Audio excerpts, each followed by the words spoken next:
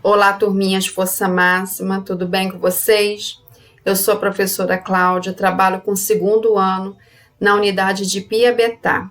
E hoje nós vamos ver um pouquinho o capítulo 5 da apostila de ciências de vocês, tá bom? Então vamos começar. O capítulo 5 começa na página 344 com a seguinte pergunta: animais e plantas são todos iguais?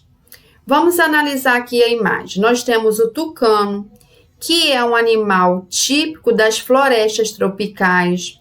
O tucano ele se alimenta de sementes e de frutas.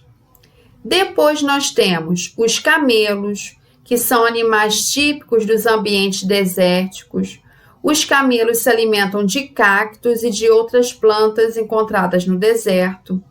E por último, o urso polar do Polo Norte, que se alimenta de focas, principalmente, e eventualmente de peixes e de aves.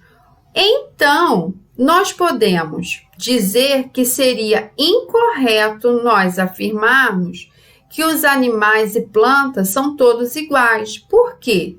Porque eles têm características de acordo com o ambiente no qual eles vivem, seja o tucano nas florestas, o camelo no deserto, nas altas temperaturas, ou seja, o urso polar nas baixas temperaturas, tá? Na página 347, vem falando dos animais e plantas das florestas tropicais. As florestas, elas têm uma exuberância de espécies de animais, uma exuberância de espécies de plantas, né? É uma biodiversidade muito rica, muito satisfatória. O clima também é bastante favorável a essa biodiversidade, é um clima úmido, quente e chove com bastante frequência. Nós temos a Mata Atlântica e a Floresta Amazônica como exemplos de florestas tropicais, tá? O livro também vem ressaltando sobre as camadas da vegetação, que a vegetação é dividida em camadas de acordo com a sua altitude. A primeira camada é o chão da floresta, que tem pouquíssimos raios solares e é bastante úmido, né? Nessa camada nós podemos citar o tamanduá-bandeira, a onça-pintada, os escorpiões e muitos outros animais, porque é uma variedade muito significativa. A outra camada é a subbosque, que também é uma camada muito escura, muito úmida, tem poucos raios solares, mas as plantas com as folhas grandes, elas conseguem captar esses poucos raios solares, tá? Nós podemos citar as cobras, vários insetos, sapos e rãs. A outra camada é a dócil superior, é uma camada bem importante, porque é nela que cresce a maioria das árvores da floresta. É uma camada ensolarada, tem bastante frutos, né? E com isso atrai uma grande variedade de animais, como macacos, tucanos e muitas aves. Quando vocês tiverem oportunidade, criem uma legenda para essa imagem. Tá bem fácil. Essa imagem é a primeira que nós vimos do capítulo, tá? A última camada é a camada mais alta, é a camada emergente. Tem árvores na floresta que podem chegar a mais de 30 metros, tá? Nós podemos citar nessa camada araras, beija-flores e pequenos insetos. Depois vocês vão escrever o nome desses animais no livro de vocês. Na página 350, vem falando, infelizmente, do problema do desmatamento, né? O desmatamento, ele teve um crescimento nos últimos 10 anos de 13,7%. Então, é um aumento muito assustador, muito perigoso e, infelizmente, o grande causador desse desmatamento é o ser humano, né? É o homem. Então, com esse desmatamento, há muitos problemas. Um desses problemas é a questão dos animais que estão ameaçados de extinção, como o mico-leão dourado, que é considerado o símbolo da Mata Atlântica e da luta pela preservação da floresta.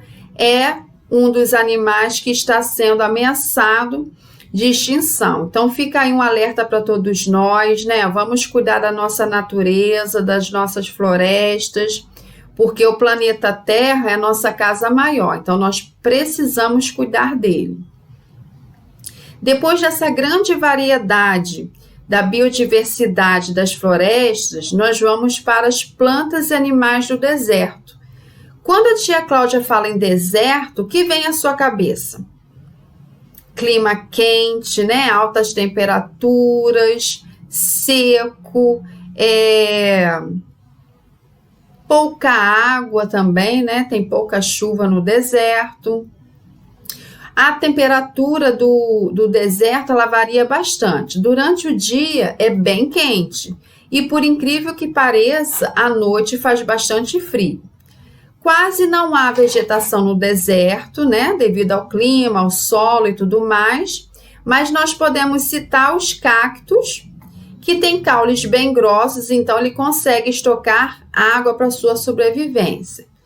Temos alguns animais também, como os camelos, que logo nós associamos, quando falamos em deserto, nós associamos ao camelo, porque o camelo ele consegue ficar dias sem beber água, mas nós temos outros animais no deserto também, como o coiote, que é esse animalzinho aqui que parece um pouco um lobo, um cachorro, né? Ele também consegue viver às altas temperaturas.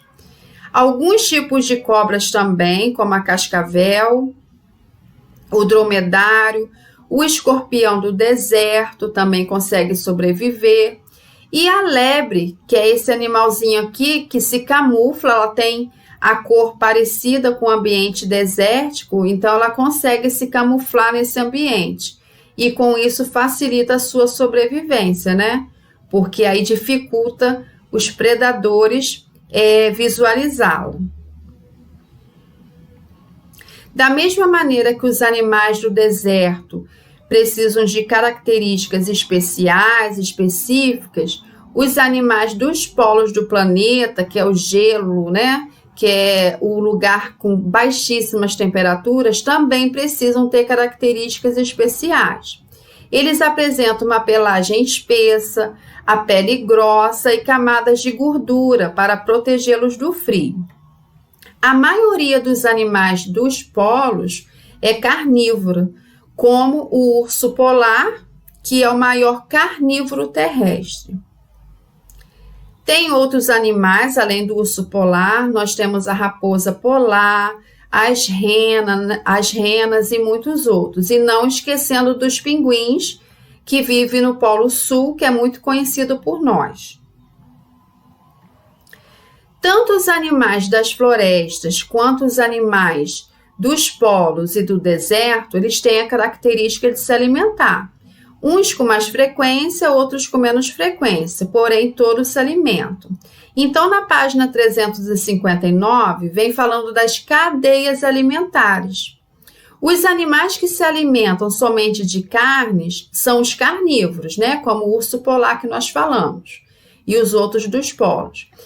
Os animais que se alimentam somente de vegetais são os herbívoros. E aqueles que se alimentam tanto de carnes quanto de vegetais são os onívoros. Nesse caso aqui, nós temos a cadeia alimentar na letra A com a primeira imagem, que é o ratinho se alimentando da amora.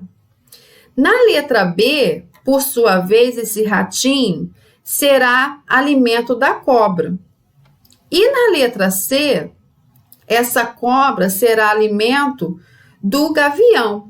Então, essa sequência de alimentação dos seres vivos é chamada de cadeia alimentar. Na página 360, nós temos outro exemplo de cadeia alimentar. As plantas são seres produtores e os animais são seres consumidores, tá? A cadeia alimentar começa pela plantinha, que ela é produtora porque ela produz o seu próprio alimento. Ela não precisa de outro ser vivo para se alimentar, mas, por sua vez, ela é alimento de muitos animais. Nesse caso aqui, ela é alimento do grilo, que é o consumidor primário. Mas o grilo será alimento do sapo, que é o consumidor secundário. O sapinho, por sua vez, será alimento da cobra, que nesse caso é o consumidor terciário. E a cobra será alimento do gavião, que é o consumidor quaternário. Reafirmando, essa sequência de alimentação é chamada de cadeia alimentar, tá? Tem muitos exemplos de cadeia alimentar. Depois vocês vão finalizar as atividades, tá? Para a fixação. Gostaria muito de dizer a vocês para continuarem com a disciplina, com comprometimento em casa. Nós sabemos que não é fácil estudar em casa, porém, nesse momento é necessário. Mas, se Deus quiser, logo, logo nós vamos estar voltando para as nossas unidades, tá bom? Um grande beijo e até a próxima.